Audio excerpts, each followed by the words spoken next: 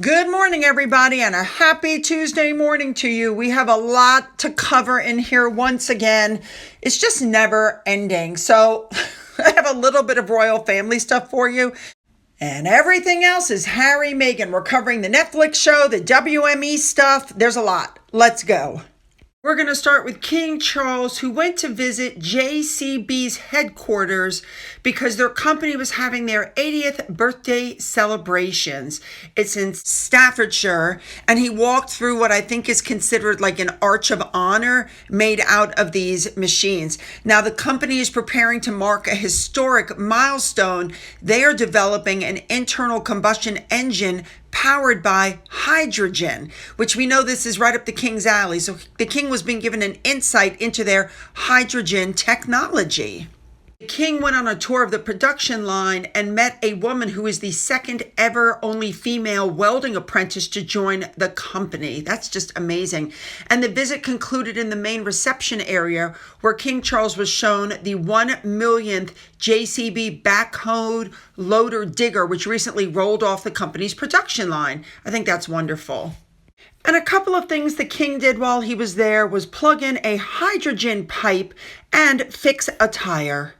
I have to be honest, the king just looks to me too much like he's enjoying himself.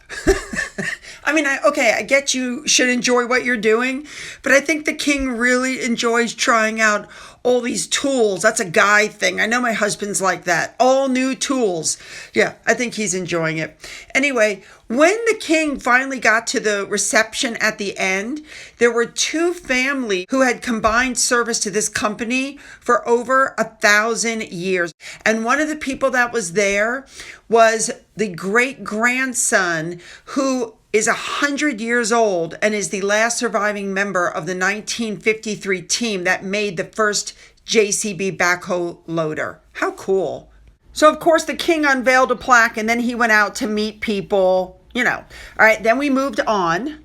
After that, King Charles went to a family-owned brewery for 24 years named Tower Brewery. He met the owner, John Mills, and his wife and their children and was taken on a tour. And then, of course, the best part of the day, he pulled a pint.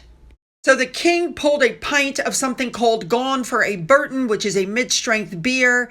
He took a slurp and, after toasting the guy to your good health, and then he decided to taste test something else. And the guy says, well, what about this? And he pulls out something called the Spirit of Burton, which was 41% proof.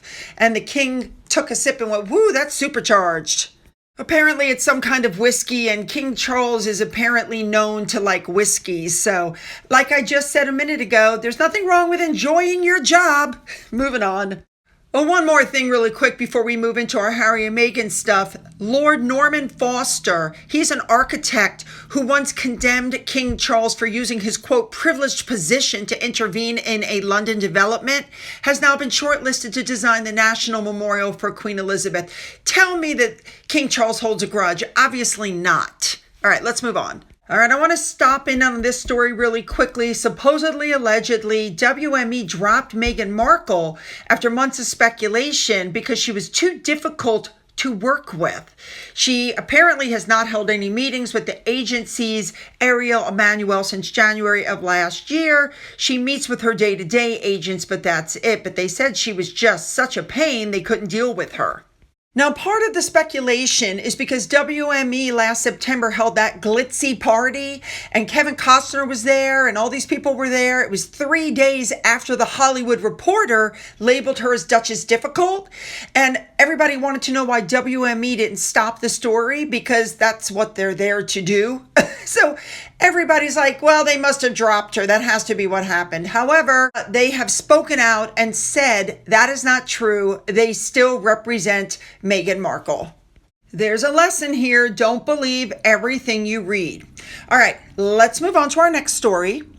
This just really caught my attention. They're saying that Meghan was offered to come back on Suits, but she snubbed them. Let's not forget, it wasn't that long ago that Meghan said she was done acting. She was not going back to Suits. It was very nice, but she didn't want to do it. Now, Jack Royston, sugar number 2, thought that her going back into Suits would have helped Meghan restore her name in America because, let's face it, the Netflix deal is essentially dead. And he told Matt Wilkinson, I have to say, I can't make out for the life of me why she didn't do the Suits reboot. Acting is what forged a relationship between Meghan and the American people. That's not true. It was a Canada cable TV show. I had never heard of it before Meghan popped on the scene with Harry. Here's what I think is going on. It wasn't that long ago that we found out that Meghan, who claimed that her Suits cast was like her second family, had no contact with her whatsoever. The second she met Harry, she sloughed them off and doesn't talk to them anymore. Well, Megyn Kelly did a show recently. I can't show it due to, copyright, but what she said was, I interviewed the cast from Suits, and what they said in the makeup room about Meghan compared to what they said on TV, it would shock you. So apparently behind the scenes, they had nothing nice to say. All right, this article really got me because it actually told the truth. Here we go. They're saying that the reason Meghan is now showing her children is because seeing glimpses of them makes them more interesting to the public, and it brings extra attention to whatever video they appear in, which is commercially valuable. There you go. They're admitting in the article that she is using her children for props, that she's using her children to garner attention. I was shocked that this newspaper told the truth. Oh my goodness. All right, let's move on. All right, really quickly, I touched on this article, I think it was like 2 weeks ago, but another article's come out, and I just want to touch on it really quickly. Apparently, Meghan is really upset because Catherine, the Princess of Wales, is going to be on the front cover of Vogue since she's now in remission of cancer. Meghan apparently feels that since she guest edited a publication in 2019, that somehow Catherine is stepping on her territory. Meghan says she has the royal monopoly on all things health, beauty, and fashion. She has a lifestyle brand, the home in Montecito, the Netflix show in the pipeline, a direct line to quote all the beautiful people in the United States. So she's kind of mad that Kate is stepping into her lane. Like, who is this woman? All right, next up, I think this is absolutely spot on. Meghan and Harry are now getting a taste of what they've been doing to the royal family. They've been slamming the royal family for years, knowing that the royal family couldn't speak out. And now Meghan, who's been accused of bullying several staff members out of the royal household, we know all about that. This whole thing is coming back to bite her because Jason Kanoff gave an interview for 60 Minutes Australia, and he said flat out he's got no regrets after raising the concerns. 3 years later, it was leaked right before the Oprah show. And of course, Meghan and Harry said it was nothing but a smear campaign. But of course, since then, how many times has she been accused of bullying? I mean, she just keeps going on. Now, we know Harry and Meghan have shamelessly cashed in on the royal family by slamming them at every turn. And of course, we know what Harry said in the 2023 book Spare about William pushing him to the ground, because that would be because Harry's a wimp. I mean, that's the way I took it. I mean, guys, this is such a joke. All right, let's move on to our big story for today. Here we go. Pamela Anderson has a cooking show that is launching this week.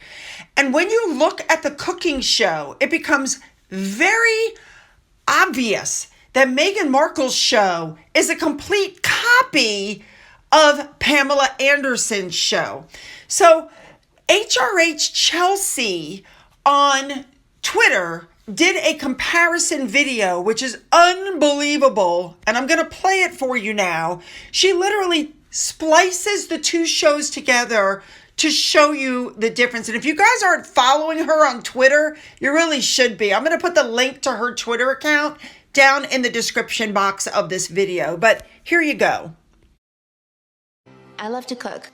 I just always have wanted to take things to another level. I've always loved taking something pretty ordinary and elevating it. And I thought, I'm gonna go to cooking school and bring really great chefs to me.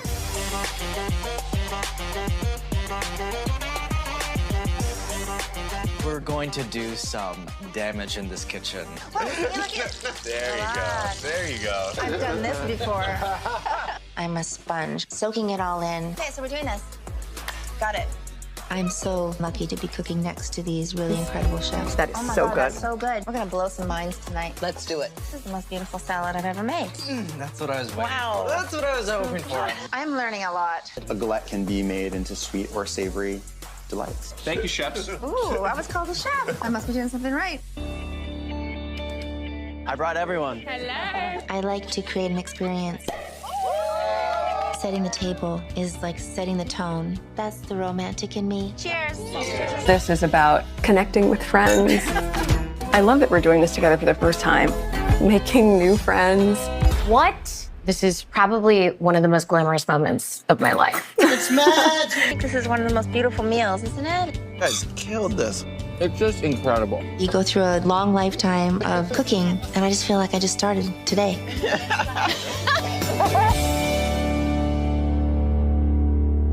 We're in the pursuit of joy. Love is in the details.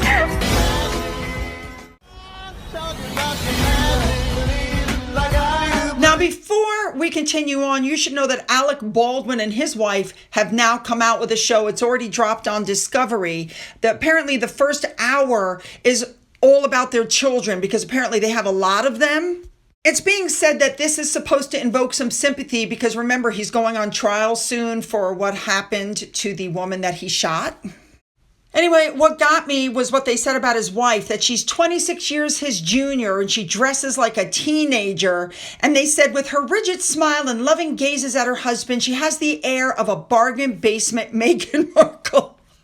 But I digress. Let's go back to Pamela Anderson. So we have the copying of the walking through the garden carrying a basket of vegetables, although Meghan wasn't in her garden.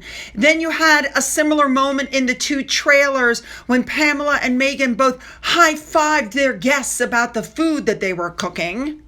And what's being said about this online is that Pamela's show is a more authentic version of what Meghan was trying to achieve.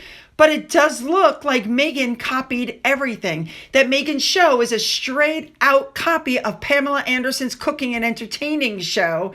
And nobody's surprised because she's all about plagiarism. But the main word that seems to be being thrown around is authentic. That Pamela's show is authentic and Meghan's is not. Now, it's also been brought up that Meghan is absolutely copying the Marchioness of Bath, who has Emma's Kitchen. And she's been doing that for years. The clothing looked identical. Everything that Meghan did looked just like what she did. Even Catherine had a picture taken in May of 2023 that showed her tending to a beehive at Amber Hall to mark World Bee Day. Catherine is known to make her own honey, and Queen Camilla also does that. So, of course, here comes Meghan. People also talked a lot about her ideas, saying that some of Meghan's ideas were very unoriginal, and they brought up this caprese ladybug bruschetta, which there's dozens of food blogs that have this recipe. They've been around for years and years. Now, as most of you know, I try my hand at cooking, and on my other channel, I have recipes this week for bread pudding and cream puffs and marry me chicken. So the link to that channel is down in the description box, along with the links to my father's book, which is still up for sale, my Twitter, my Gettr, my Rumble, my email, my Amazon wish list, as well as a physical address. For those of you who've donated to my coffee fund, thank you so much. And as always, you guys, have a great day.